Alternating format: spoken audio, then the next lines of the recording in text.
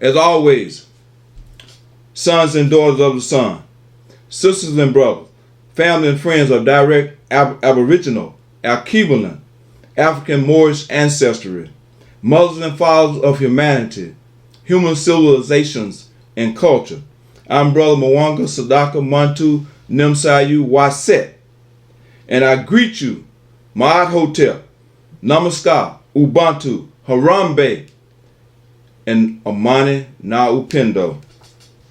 Once again, brothers and sisters, thank you for ingesting the red pill of accurate knowledge and truth, evidence, facts, and information, highly and heavily spiced and seasoned with unconditional love, unconditional agape love, so that we may continue to interconnect and ingather together in the spirit of harmony and respect, and participate in and bear witness to another episode of Purge, Purify, and Renew Our Minds. That's a slight change. You know, I've been saying purge, purify, and renew your mind. But I also want it to be known that it's purge, purify, and renew our minds. With that being said, I give a thunderbolt shout out, as always, to the executive director, engineer, and cameraman of MC Productions, the one and only, and second to none. Yes, he knows it's coming up. He's in the studio somewhere around here. And ladies and gentlemen, you know it's coming up because I've been saying it and repeating it over and over as much as possible. The one and only, and second to none, Brother Willie Colbert. Sometimes people call him Mic Check. I guess that's has something to do with when he worked in another radio station. I guess it was Mic Check, check, check, Mic Check. I don't know. He had to tell you that story. But he's a second to none and one and only because of his creativity, imagination, expertise, and mastership. It's because of that these episodes are done. These episodes are made possible, and so forth and so on. And I'm convinced that the ancestors rejoice and are well pleased and satisfied. So I give a thunderbolt shout out always and forever to Brother MC Productions and Brother Willie Colbert. I'm moving right along, and I endeavor to be quick but not hurry, to settle myself down and through the ancestors bring forth this particular message for today. And I also give a thunderbolt shout out to great ancestor and great grand master scholar warrior, Dr. Carla G. Woodson, who was born December 19, 1875 in New Canton, Virginia. And he made his spiritual transition April the 3rd, 1950 in Shaw, Washington, D.C. at the young age of 75. Thunderbolt shout out to Dr. Carla G. Woodson. And I wrote some notes here, sisters and brothers, ladies and gentlemen, friends and family. Sort of like a short biographical sketch of Dr. Woodson in what we call Black History Month. In 1926, a great ancestor and scholar warrior, Dr. Carla G. Woodson, founded what was then called Negro History Week and what we now call, quote unquote, Black History Month. Dr. Woodson conceived this special week as a time when public attention should be focused on the achievements and contributions of, quote unquote, American citizens of direct African ancestry. Black History Week in the month of February was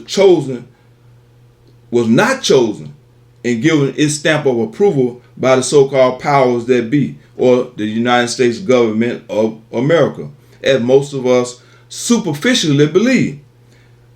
Dr. Woodson when you do a little homework beneath and beyond the surface of all superficialities, Dr. Woodson wisely, in my estimation, wisely and strategically selected February because so-called Black Americans were already at that time acknowledging and celebrating the birthdays of two people, Abraham Lincoln and Frederick Douglass, at that time.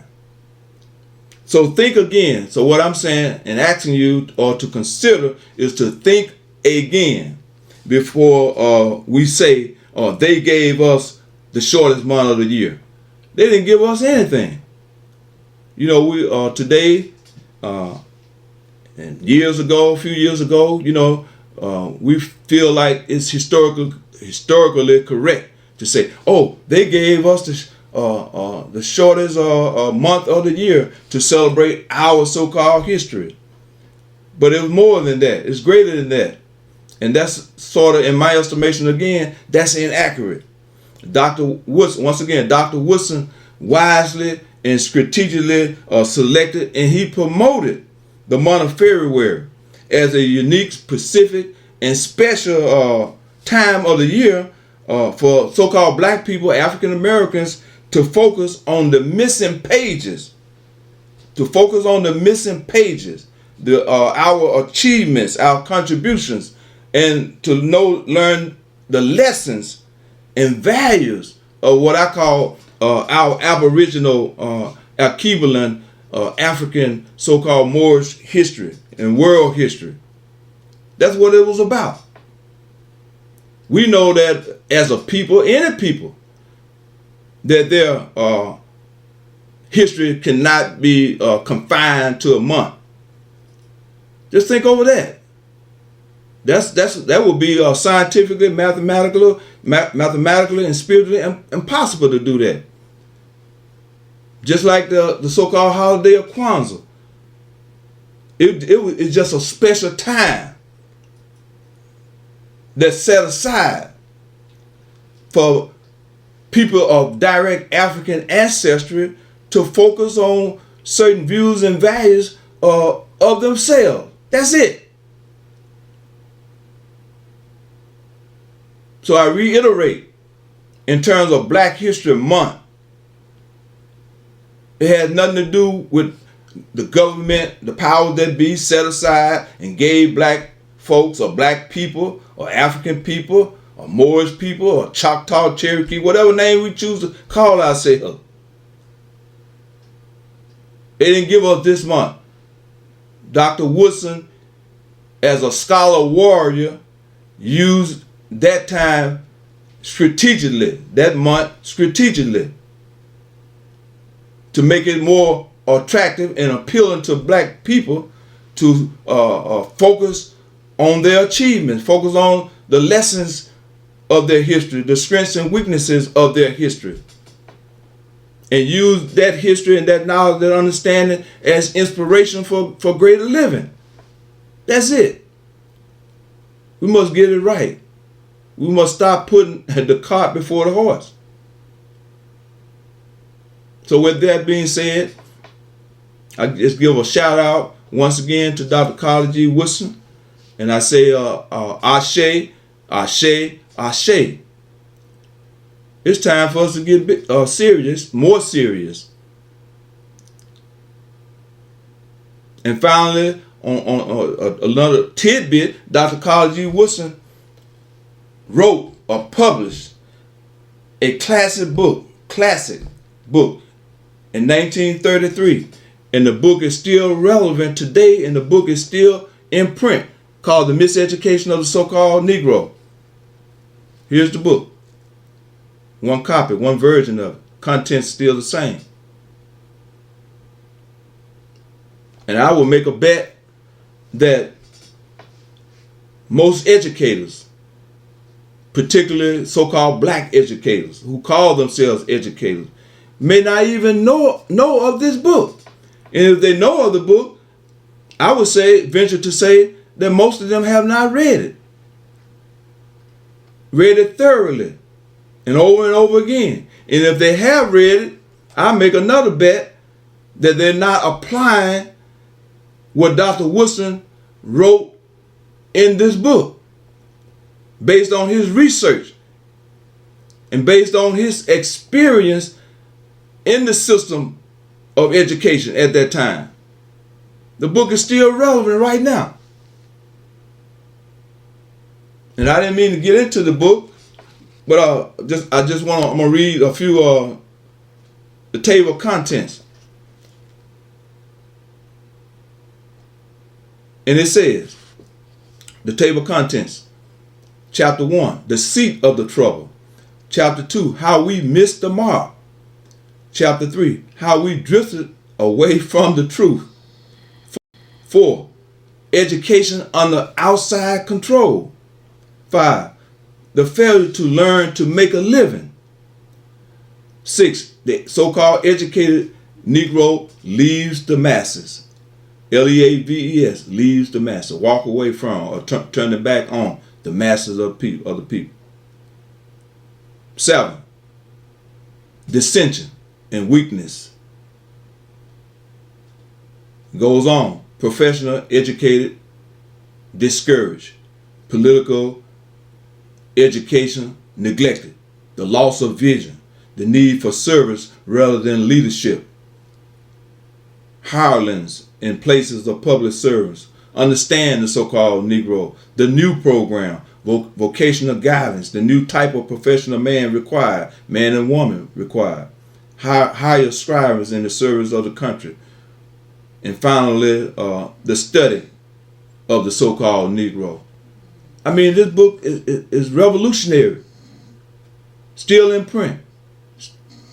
Written in 1933. And this is a so-called black classic book in terms of education. Authentic education. Or the education of Aboriginal, Alkebulan, African Moorish people. Right now, today. Think over that, brothers and sisters. Think over that.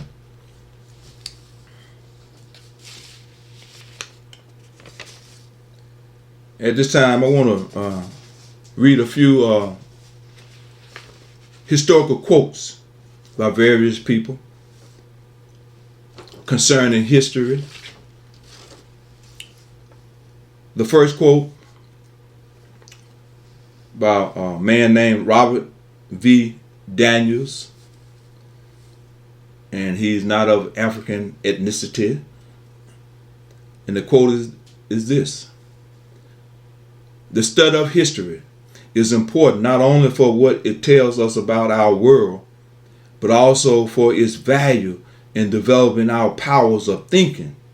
Successful or historical study forces us to train and exercise all the essential aspects of intellectual activity. It excites curiosity. It cultivates the arts of self-expression and communication. Historical study is also fundamental in developing the attitudes of mind that distinguish the so-called educated man and woman, the habits of skepticism and criticism, of thinking with perspective and objectivity, of judging the good and the bad and the in-between in human affairs, of weighing the pros and cons and discerning the different shades of gray that lie between the so-called white and black. Historical study is fundamental in becoming an educated person who may lay some claim to wisdom. That's a powerful quote, a powerful idea concerning history.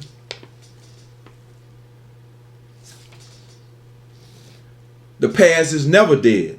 It's not even past. William Faulkner, the famed Mississippian novelist, made that statement or that quote.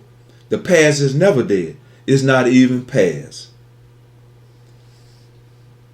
James W. Lowen and Charles Sally, quote, we were born in the past. We were formed by the past. In order to understand how we think or what is going on around us in society, we must understand the things that went on in the past, the so-called past. And I can go on and on. The past, what we call the past, is never dead. In actuality or in reality, there's no such thing as the so-called past, the present, and the future. It's all the eternal now. Think over that. The eternal now. So moving on, right along, slowly but surely, our topic for today, or the theme, or topic is this. History is a clock and a compass. History, I didn't say history. I said history is a clock and a compass. And before I get into that, I'll give my take on that. Let's take a pause for what I call a Sankofa review. You know, Sankofa is a mythological bird in certain parts of Africa, particularly like West Africa and Ghana and so forth and so on. You see an image of a bird with its head or neck turned back, with an egg in his mouth or in his beak, his feet planted forward, but his head looking back. It's called a Sankofa bird. But in short, it's symbolizing looking back in order to fetch that which of value that has been left behind and continue to move forward. That's why his feet planted forward and his head looking back, symbolizing to look back and fetch that which has been left behind. But on our last episode, we dealt with, highlighted what may be called the etymology of the word history, the word itself, the etymological origin of the word. And the etymological origin of the word history, not history, is derived from the so-called Greek word historia, which essentially means to inquire, to investigate, to research, and to look back into, to sift, to turn over, weigh, analyze, and thoroughly and meticulously examine. That's the technical meaning of the word history. Now, our story and his story, those terms, they can be used. I'm not saying that we should not give them up. I mean, they have value in their use. But technically, from an etymological standpoint, the word history comes from a Greek word historia. And as I said, which means to thoroughly and meticulously examine something, to research something, to sift it, to weigh it, right? Because you're seeking more accurate knowledge and comprehension. You're seeking truth. You're seeking, we are seeking facts, evidence. That's found in the process of studying what's called history, and what I personally call life studies. And I make history and life studies synonymous. True history is life studies.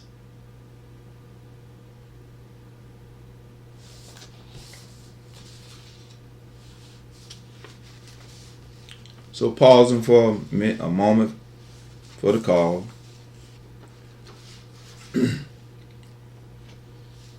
On our last episode, I quoted, used as a portion of a quote from the Most Honorable Elijah Muhammad for the title of the episode, which was called History's Best Qualified. And bear in mind what I'm saying now is coming up under what I said earlier, the Sankofa Review, just highlighting some of the points that were made in the previous episode. In the quote by the Most Honorable Elijah Muhammad, in terms of history is best qualified, and as I said on the last episode also, I'm not saying this because I'm a card-carrying member of the Nation of Islam. I'm not saying this because I say that I'm a Muslim or I claim to be a Muslim. In matter of fact, I'm not claiming to be of any particular religious ideology or persuasion. We'll talk about that at another time. The quote is this: history is, above all our studies, says the Most Honorable Elijah Muhammad, the most attractive and best qualified to reward our research, as it develops the springs and motives of human actions and displays the consequence of circumstances, which operates more powerfully on the destiny of human beings. Think over that, brothers and sisters. Meditate on that. Sit down in quiet meditation and reflection and contemplate that quote and all the ones I said before and that I may say.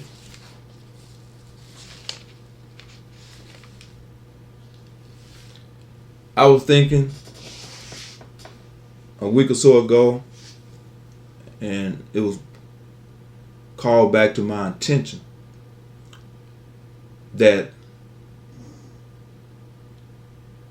the 7 symbols of Kwanzaa, and we know that Kwanzaa is centered around the 7 principles, but was not really talked about a lot or emphasized that much, is that Kwanzaa also has 7 symbols, right? And 2 additional symbols that are added to that. But basically it's 7 symbols. And I reviewed the second symbol of Kwanzaa, which is called Mkeka, which means in Swahili mat, the mat. That's the second symbol of the 7 symbols of Kwanzaa. And I want to read a little bit on that from the book by Dr. Maulana Karinga, the African American holiday called Kwanzaa. But I want to zero in on the second symbol, which is called Mkeka, which is the mat.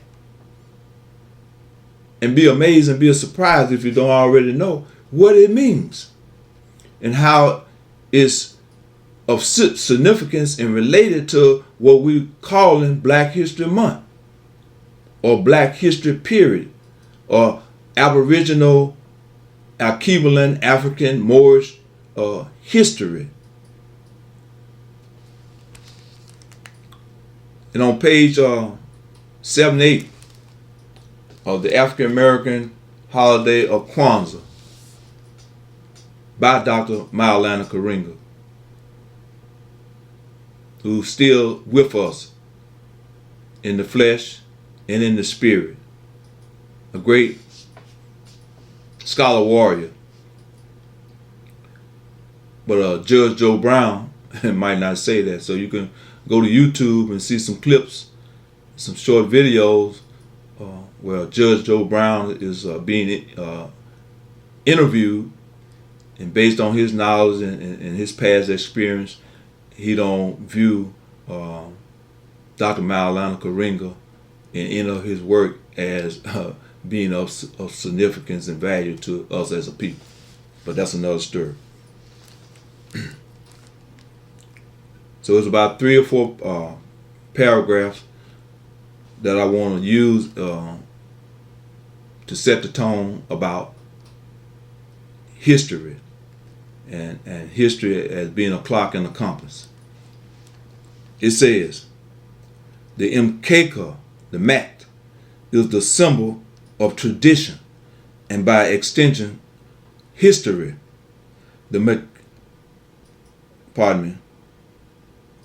Tradition in history are foundations for correct knowledge and understanding of self, society, and the world. Let me repeat that again. Dr. Karinga says, tradition in history, as symbolized by the mat, or the second symbol of Kwanzaa, are foundations for correct knowledge and understanding, not only of self, but of society and the world. The ancestors expressed clearly the relevance of tradition in history as foundation in these proverbs, 2 proverbs. No matter how high a house is built, it must stand on something. And the second proverb, if you know the beginning well, the end will not trouble you. No matter how high a house is built, it must stand on something. And if you know the beginning well, the end will not trouble you. The first proverb speaks of tradition as the necessary foundation on which all cultural structures are raised. And the second proverb speaks of history as the foundation for understanding the origin and development of a thing, anything. A fundamental problem in human existence is to make life meaningful, to translate the flow of events into understandable and manageable terms. Events and facts alone, outside a framework of interpretation, are mute and meaningless. Think of that. Events and facts alone, outside of a framework of interpretation, are mute and meaningless. They assume substance and significance only when they are connected and viewed within the context of a broad and inclusive framework. History as a study and practice provides that framework, gives our lives roots and relevance, and dares to answer the question, the fundamental question, all human race. Moreover, to understand history is to understand ourselves, our struggle, our contradictions, and our achievements. Think about that. Meditate on that. To understand history, right? Life studies is to understand ourselves, our struggles, our contradictions, and achievements. And I want to deviate just a second from this quote and say this. You know, most time, many of us, when we hear the word struggle, it's been defined and presented to us as a negative. But struggle is not simply a negative. To struggle is a concerted, ongoing effort made to achieve something, to initiate something, or to start something, or to prevent something. So struggle has a 2 sides, just like most words, concepts, and ideas. And in this instance, struggle is not a negative. It's just a strong, concerted effort that's made by an individual or a people. That's it. That's it. An example of that, new life come into existence through struggle. We all know, you go to any hospital, when we see the baby in the womb, or before the mother to be goes to the hospital, she carries that life in her womb basically for 9 months or 40-week period, sometimes shorter. And she's going through struggle and agony and pain and suffering, and eventually the shedding of blood to what? To bring forth new life that we call that child. And we all have come that way. And even when we come into this plane of existence in terms of being born, from birth to so-called death, we struggle to exist. We struggle to go out of existence.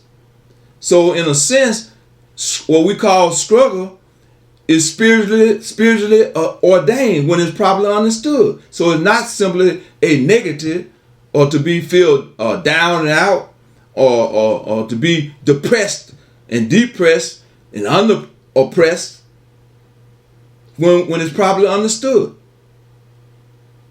It's a fact of life, and we should use it as not as a stumbling block, but as a stepping stone. Enough on that. And going back, to understand history is to understand ourselves, our struggle, contradictions, and achievements.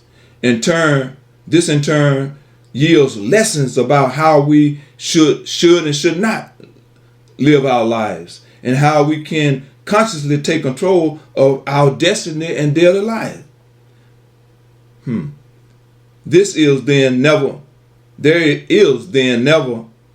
any total break with the so-called past, only expansion and beyond it. And this is accomplished not by destroying and denying our past, but by extracting and internalizing the best from it and using it to build a more human and fulfilling future. Without roots, there's no relevancy. But without growth, roots lose their vitality and value. Continuity and change are basic aspects of the same whole.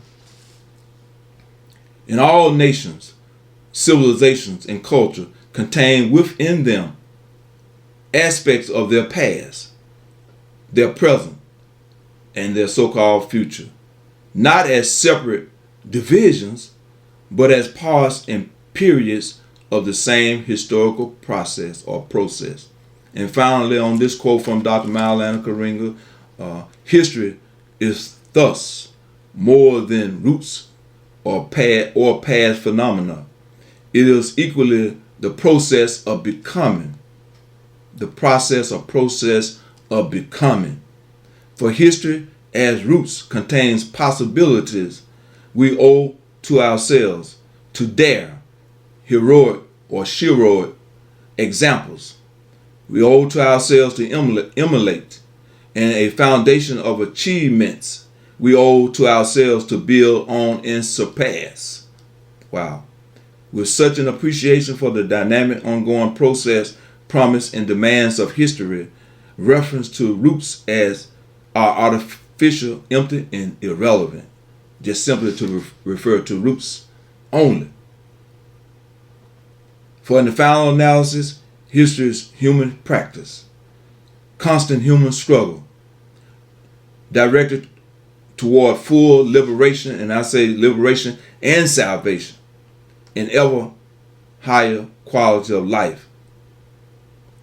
And any approach, says Dr. Karenga, less definitive and less daring is a dishonor to the so-called dead and a disservice to the living.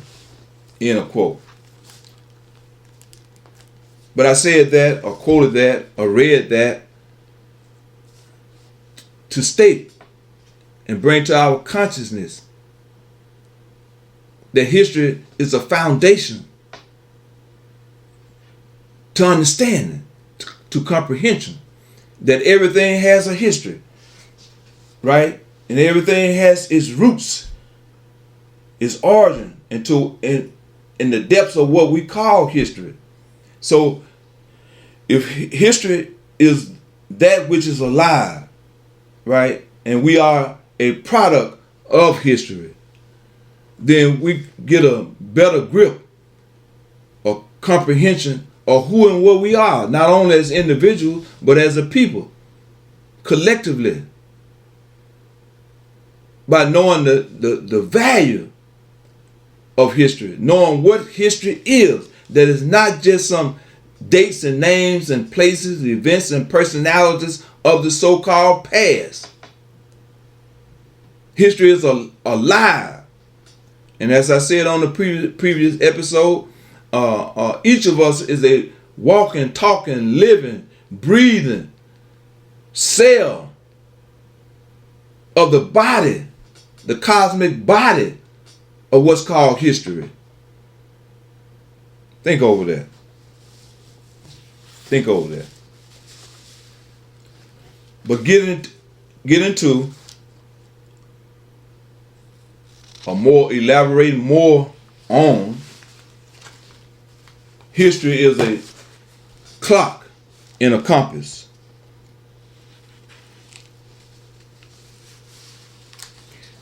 And the full quote comes from one of our great esteemed scholar warriors and historians.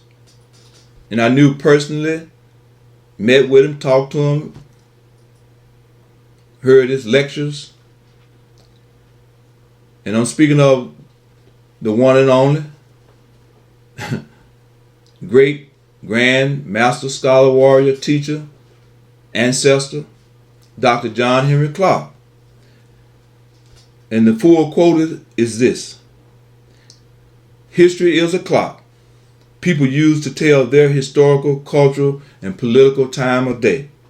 It's a compass that people use to find themselves on the map of human geography. History tells them where they have been, what they have been, where they are now, and what they are. But most importantly, says Dr. John Henry Clark, history tells the people where they still must go and what they still must be. So history is a clock and a compass. And you may ask, oh, okay, well, what they got to do with history? How is history a clock and a compass? Think over this. Put it in sociological terms, and not just for telling time, the time of the so-called day, as we call it, or as a compass for just driving from where I'm located, and brother MC Mike Check, I'm bringing up his name. He looking at me like I see a frown and feel like, what are you bringing up my name for? No, but I'm making reference. We in the backwoods, what I call the muddy waters backwoods, sugar ditches and mosquito swamps and magnolia trees and plantations and so forth and so on of Greenville and Delta, Mississippi. That's my point. So the history in terms of the compass is not just used to get from this location maybe to Jackson, Mississippi or Memphis and so forth and so on. A compass can be used for that purpose if you don't know the direction. A matter of fact, if I'm not mistaken, what we call that guidance system in our automobile, the GPS, that's a compass. Matter of fact, it'll take you from your doorstep to wherever you're trying to go.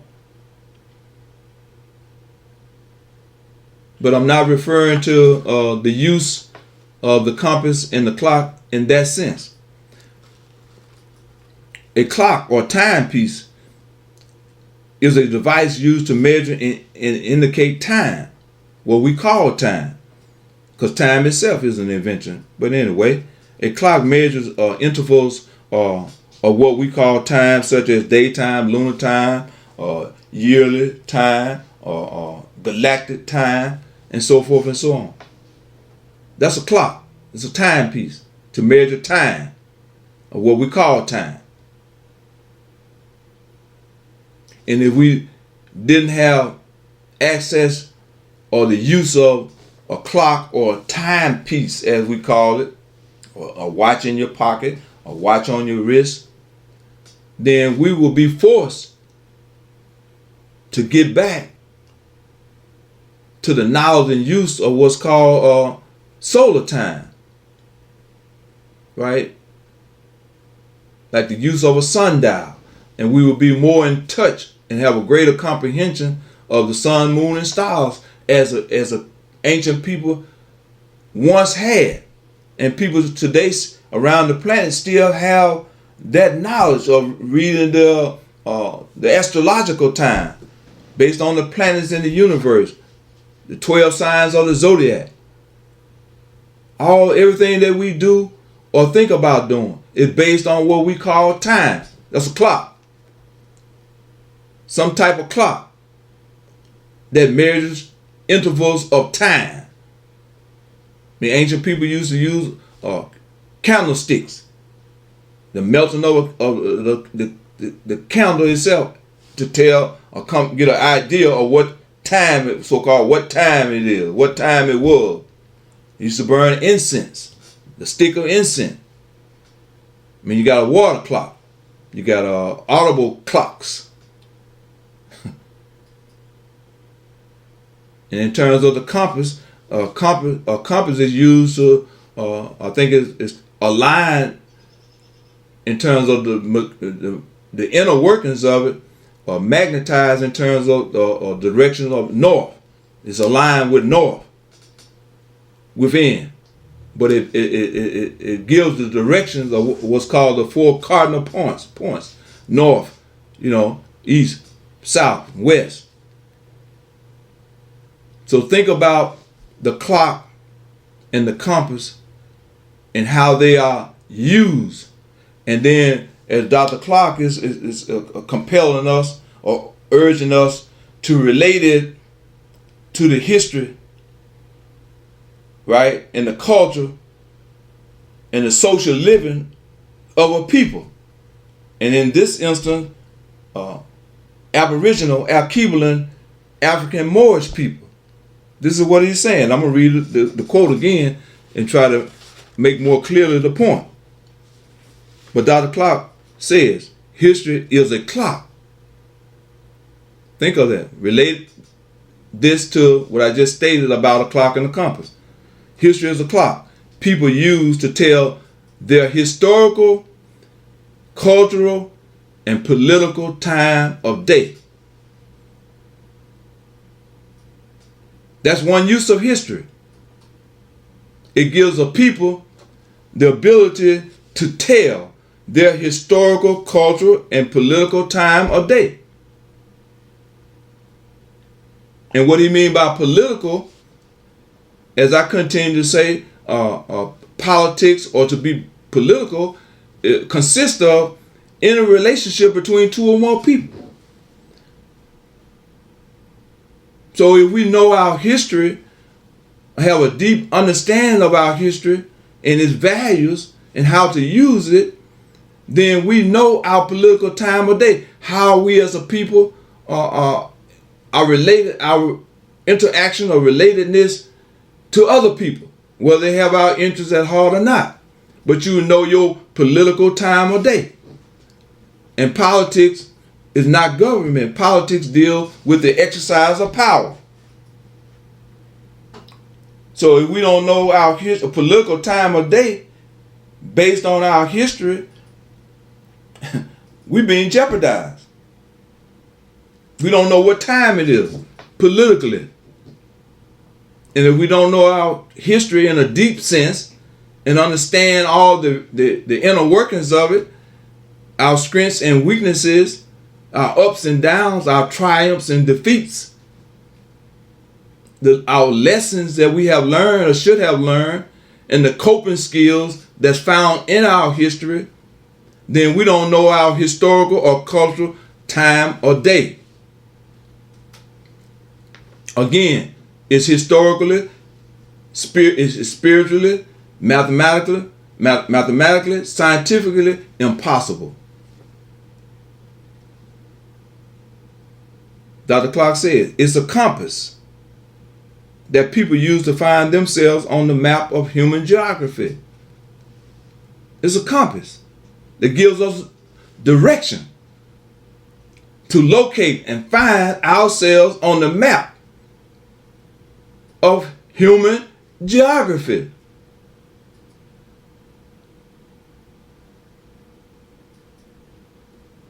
So his quote or the statement, the concept is true. History is a clock and a compass. Moreover, with the same quote, history tells them of people where they have been. Where they have been. History is serving as a guide. Once again, as a compass. It gives us a sense of aim, purpose, and direction in life. when it's truly understood, when we know how to read history and we know the value of history. And when history has not been twisted in our minds, where we have been compelled and manipulated to turn our backs on the value of history, and particularly our own history. It tells the people where they have been, what they have been, what they have been, where they are now, what they are.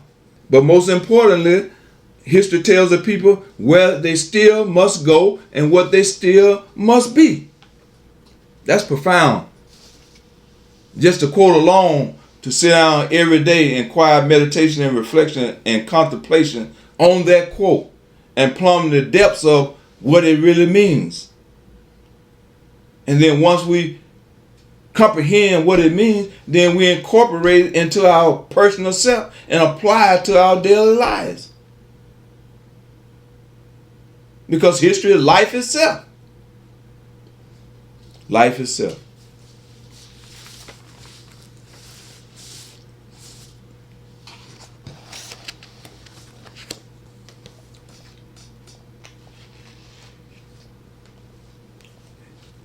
Here's the book by another a personal friend of mine, Dr. Amos Wilson, who's an ancestor now, that I said on the previous episode that I intended to use it as a primary source.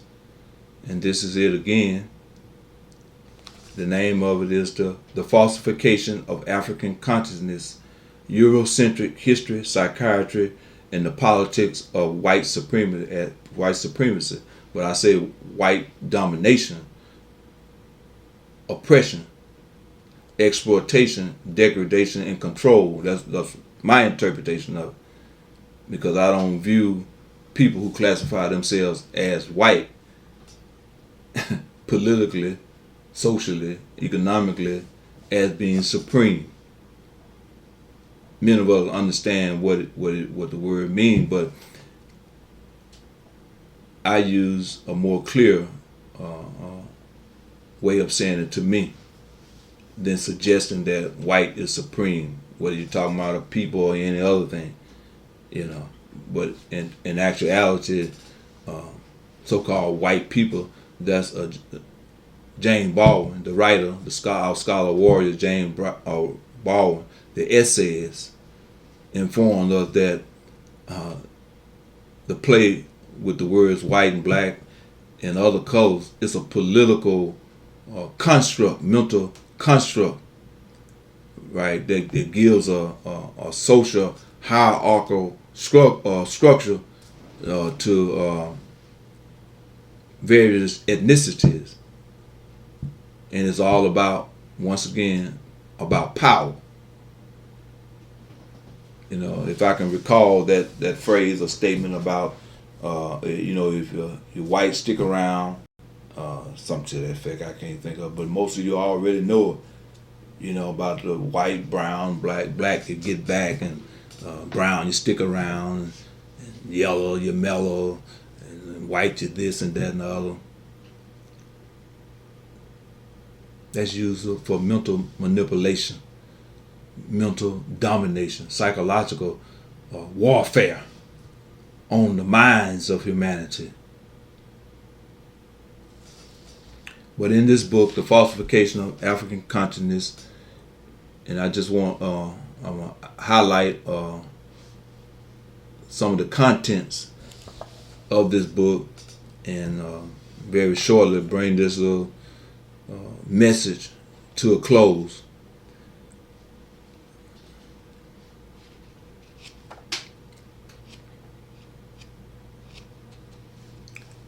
Part 1 of the book is entitled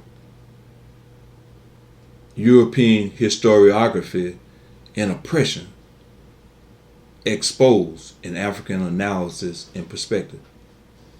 And a few of the chapters in this part 1 is this. Why study history? the social political role of historiography. That's the writing of history. History as psychology. History as psychohistory. Language and power in its relationship to history. History in its use as mythology. History and social amnesia. Consequences of historical amnesia. Changing our names in relationship to history and power. History in the manipulation of time. History and wealth creation. The economics of maladjustment. And it goes on, but that comes up under part 1, where he's zeroing in on the various use of what we call history. So it's of great value.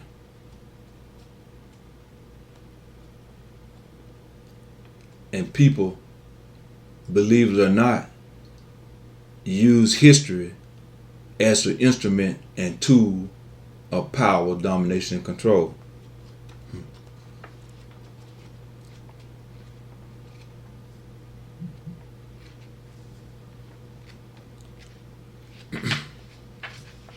On page 13 of the same book, under the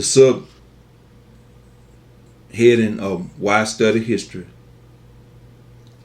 Dr. Wilson says, or writes, therefore, think again when we celebrate Frederick Douglass, Harriet Tubman, Dr. King, and others. We should begin to look at the central issues. If our study of black history is merely an exercise in feeling good about ourselves, then we will die feeling good. Pardon me, brothers and sisters, let me put some other glasses on that I should have had on anyway.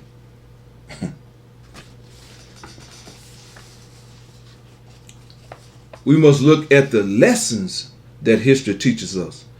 We must understand the tremendous value of the study of history for the regaining of power. If our education is not about gaining real power, we are being miseducated and misled, and we will die educated and misled. Moreover, the study of history cannot be a mere celebration of those who struggle on our behalf. We must be instructed by history and should transform history into concrete reality, into planning and development, into the construction of power and the ability to ensure our survival as a people. If not, Black History Month becomes an exercise in the inflation of egos. It becomes an exercise that cuts us further off from reality. Ironically, we now see other people who are not our friends joining us in this celebration, which means that they must see in it some means of protecting their own interests and see in it something that works for them and possibly against us. If they can celebrate our history and see it as something positive, then it means that we are not using it in a revolutionary sense.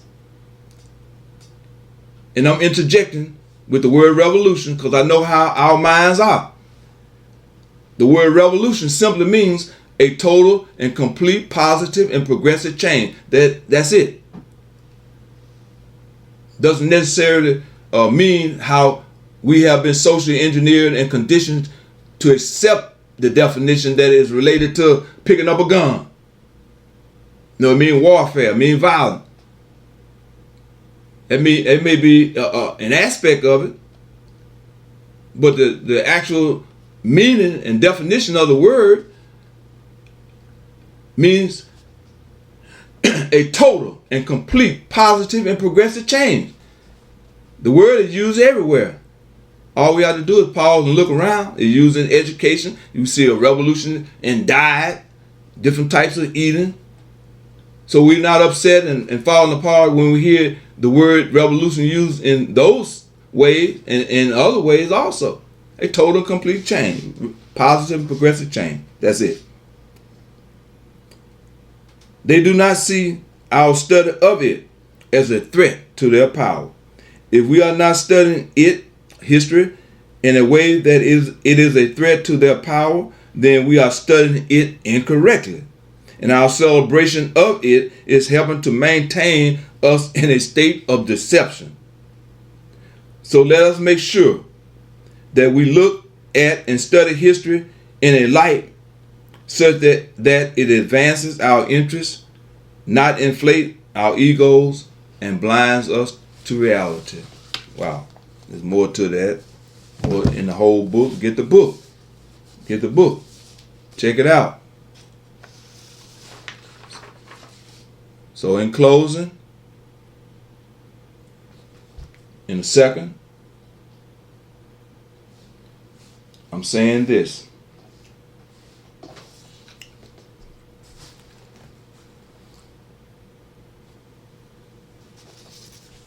Another profound book. In closing, I'm saying, Dr. John Henry Clark,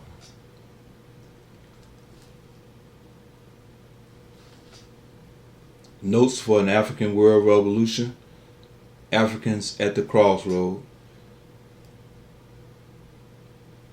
And I remember Dr. Clark some years ago in a lecture, when the publishers of this particular book, he's mentioned that they changed the title slightly, that he wanted the title of the book just to be Africans at the Crossroad, that he didn't suggest or inform them to make it say Notes for an African World Revolution, African at the Crossroad. But his main title of the book, he said, should have been Africans at the Crossroad. But anyway, on page 58 of this book, and our great scholar warrior, Dr. Clark, says this: until we free ourselves from dependency on other people, we will never be free. Day by day, we must deal with the images that influence and control us. What we do for ourselves depends on what we know about ourselves and what we are willing to accept about ourselves. When other people control what we think about ourselves, they will also control what we do about ourselves. We must reclaim our heritage in order to be a total people. We can confront the world if first we confront ourselves. We can change the world for the better if we first change ourselves for the better. Dr. John Henry Clark.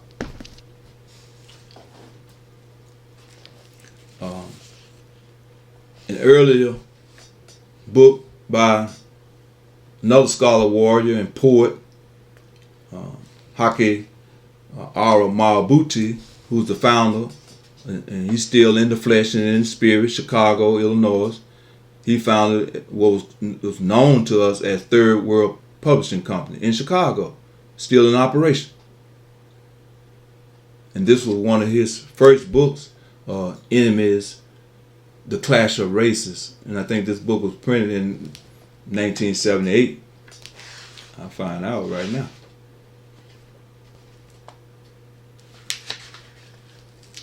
Yeah, I was correct, 1978.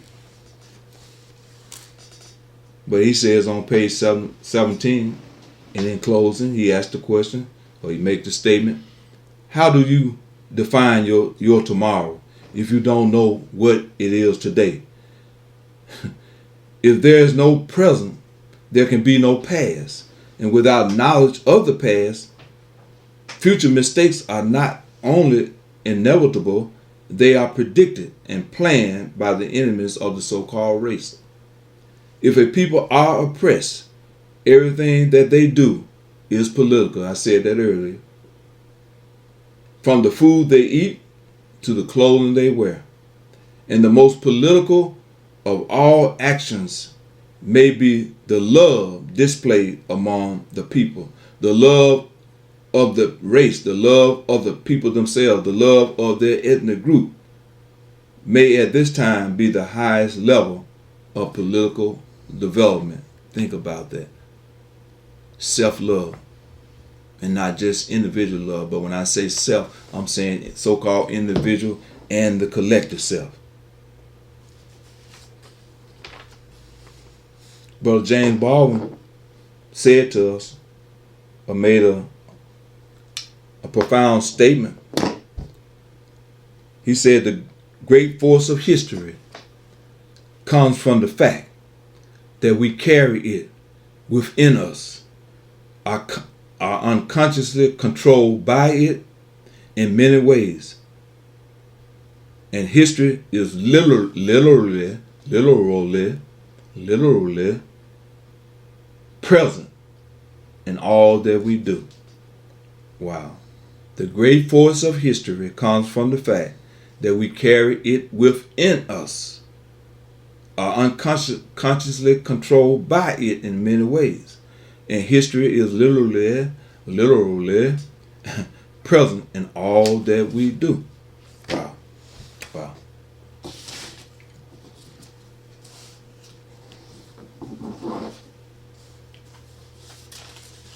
So, brothers and sisters, in closing,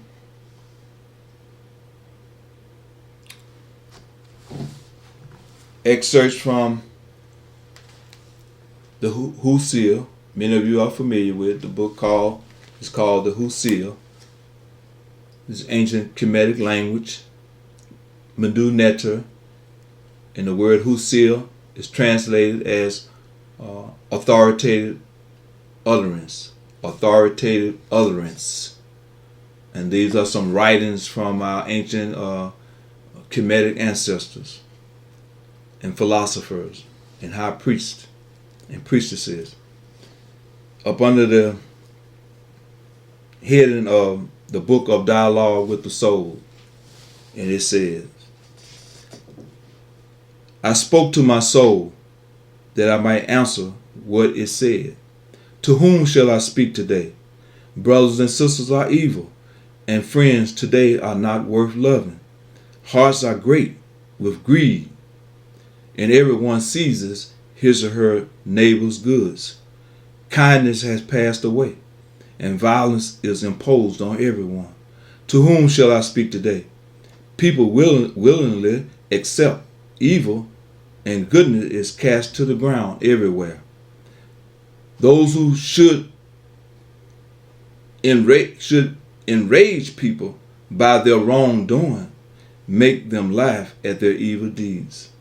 People plunder, and everyone seizes his or her neighbor's goods. To whom shall I speak today? The one doing wrong is an intimate friend, and the brothers with whom one used to deal is an enemy. No one remembers the past, and none return the good deed that is done. Brothers and sisters are evil, and people turn to strangers for righteousness or affection. Wow. To whom shall I speak today? Faces are empty, and all turn their faces from their brothers and sisters.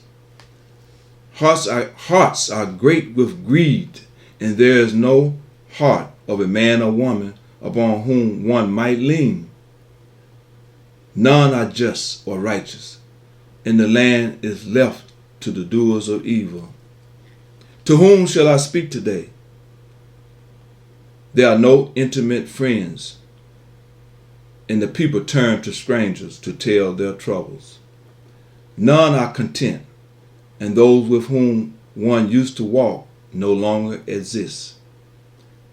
I am burdened with grief and have no one to comfort me. There is no end to the wrong which wrongs the earth. I'm going to skip a few paragraphs to get to the end of this dialogue with the soul. And my soul said to me, cast your complaints aside, my comrade and brother. Make offerings on the sacrificial fire and cling to life, as I have said. Love me, your soul, here. Set aside thoughts of death and desire death only when your body joins the earth.